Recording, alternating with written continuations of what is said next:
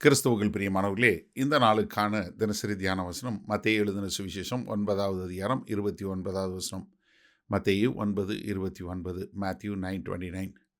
அப்பொழுது அவர்களுடைய கண்களை அவர் தொட்டு, உங்கள் விசுவாசத்தின்படி உங்களுக்கு ஆக கடவது என்றார். அதாவது 2 குருடர்களும், ஆண்டவரே நாங்கள் விசுவாசிக்கிறோம் அப்படின்னு சொன்ன மாத்திரத்தில் அவர்களுடைய கீழ்ப்படிதல் ஒரு ஆசீர்வாதத்துக்குள்ளே எடுத்து செல்வதை பார்க்குறோம். அதாவது அவங்க விசுவாசிக்கிறாங்க. அந்த விசுவாசத்தை எப்படி காட்டுறாங்க? அவங்களுடைய வாயின் அறிக்கையில் காட்டுகிறாங்க. நீங்கள் எங்களுடைய ஆண்டவர் என்று சொல்லக்கூடிய ஒரு அறிக்கையை பார்க்குறாரு. அப்பொழுது கர்த்தர் என்ன பண்ணுறாரு? அவருடைய கண்களை தொட்டு, அதாவது நம்ம சுவிசேஷ நூல்களில் மத்தேயு, மார்க்கு, லூக்கா, யோவான் இந்த 4 சுவிசேஷ நூல்கள்லையும் கர்த்தராகிய இயேசு கிறிஸ்து இந்த குருடர்கள் குணப்படுத்துவதை பல்வேறு காரியங்களில் பார்க்குறோம். ஒரு குருடங்களை நீங்கள் சுகமாக இருங்கிறாரு. ஒரு குருடருக்கு கண்களை தொட்டு சுகமாக்குறாரு. இன்னொருத்தவங்களுக்கு கண்ணில் மண் எச்சியை துப்பி அதை பிசைஞ்சு அதை கண்ணில் அப்பி நீ போய் சுயலாவாம் பூலில் நீ கழுவுங்கிறாரு. இன்னொருத்தவங்களுக்கு 2 முறை கைகளை தொட்டு அவங்கள கண்களை குணப்படுத்தக்கூடியதான்.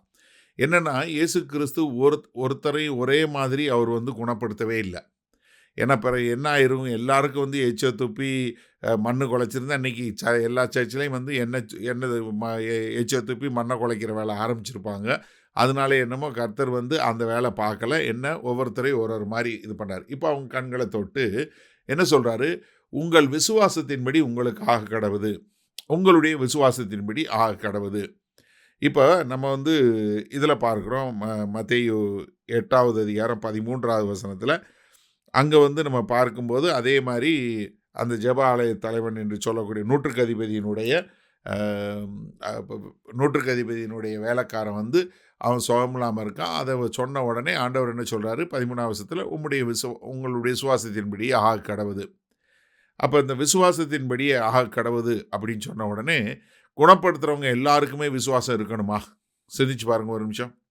இப்போ மார்க் 2வது அதிகாரத்தில் ஒரு சம்பவம் பார்க்குறோம். என்ன? ஒரு திமிரு நோய் பிடிச்சவர், அவரால் நடக்க முடியல. ஆனால் என்ன பண்ணுறாங்க? அவருக்கு பேசவே இல்லை. 4 பேர் அவர் கூரையை பிச்சு கொண்டு இறக்கி வைக்கிறாங்க. கர்த்தர் என்ன பார்க்குறாரு? கொண்டு வந்தவங்களுடைய விசுவாசத்தை பார்த்து, என்ன ஆயிரு, நீ சுகமாவு, அப்படி உன்னுடைய பாவங்கள் மன்னிக்கப்பட்டதுங்கிறாரு. அவர் அப்பொழுதே சுகமாயிடுறாரு. அதே மாதிரி மரித்து போன லாசருவை பார்த்து, லாசருவே எழுந்து வாங்குறாரு, எழுந்து வந்துட்டார். இப்போ லாசருக்கு விசுவாசம் இருந்துச்சா? அப்போ என்னென்னா, விசுவாசம் எங்கே இருக்கணும்? விசுவாசம் தேவன் பேரில் இருக்கணுமே ஒழிய தேவன் செய்கிற அற்புதங்கள் அடையாளங்களில் மாத்திரம் இல்லை. இதை சரியான முறையில் நம்ம புரிந்து கொள்ள வேண்டும். தேவன் என் பிஸ்னஸை ப்ளஸ் பண்ணுவார், தேவன் என்னுடைய காரியங்களை செய்ய வைப்பார் அப்படிங்கிறதுல இல்லை. தேவன் யார் என்பதில் நீங்கள் வைக்கக்கூடிய விசுவாசம், தேவன் உங்களை என்ன நோக்கத்திற்காய் தெரிந்து கொண்டு இருக்கிறாரோ அதை நிறைவேற்றக்கூடியதாக இருக்கும்.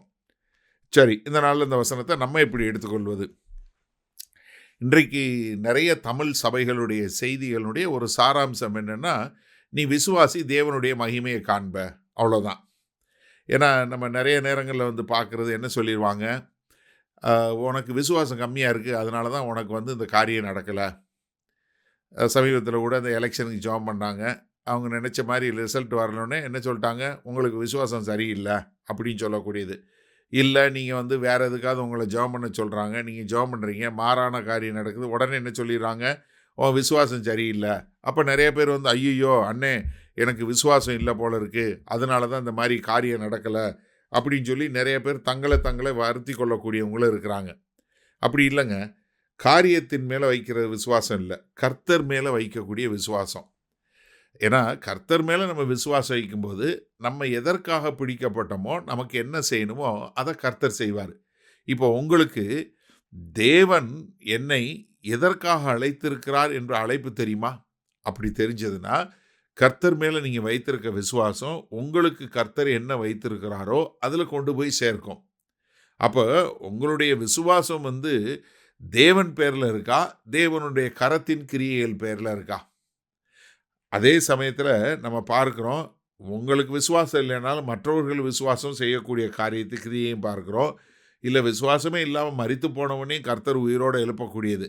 அப்ப என்னன்னா, மாம்ச பிரகாரமான காரியங்களுக்கு இல்ல, ஆவிக்குரிய காரியங்கள்ல நம்ம கர்த்தர் பேர்ல விசுவாசம் வைக்கும்போது, கர்த்தர் யார் என்று நாம் அவர் மேல் விசுவாசம் வைக்கும்போது நமக்கு ரட்சிப்பு உண்டாகிறது.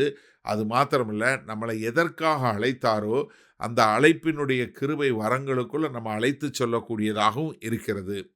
அப்போ நம்ம மறுபடியும் ஒரு விசை தேவன் பேரில் விசுவாசம் உள்ளவர்களாய் மாறுவோமா? மகா கிருபையும் இரக்கம் நிறைந்த எங்கள் அன்பின் தகப்பனே, இதோ நாங்கள் மீண்டும் ஒரு விசை எங்களை உம்முடைய கரங்களில் ஒப்படைக்கிறோம் ஆண்டவரே. இதோ நாங்கள் அ ஏதோ வந்தோம், போனோம் என்று இல்லாதபடி, ஏதோ காரியங்களுக்காக, கிரியைகளுக்காக விசுவாசம் வைக்காம, நீர் தேவனுடைய குமாரன் எங்களுக்காய் வந்து மரித்து உயிர்த்தெழுந்தீர் என்று உம்மேல் விசுவாசித்து உமக்கென்று வாழ எங்களை ஒப்புக்கொடுக்கிறோம். மீட்பெரும் இரட்சகருமாகிய இயேசு கிறிஸ்துவின் மூலம் பிதாவே. ஆமென். கர்த்தர் உங்களை ஆசீர்வதிப்பாராக. நாம் இன்று மாலை மணால சந்திப்போம்.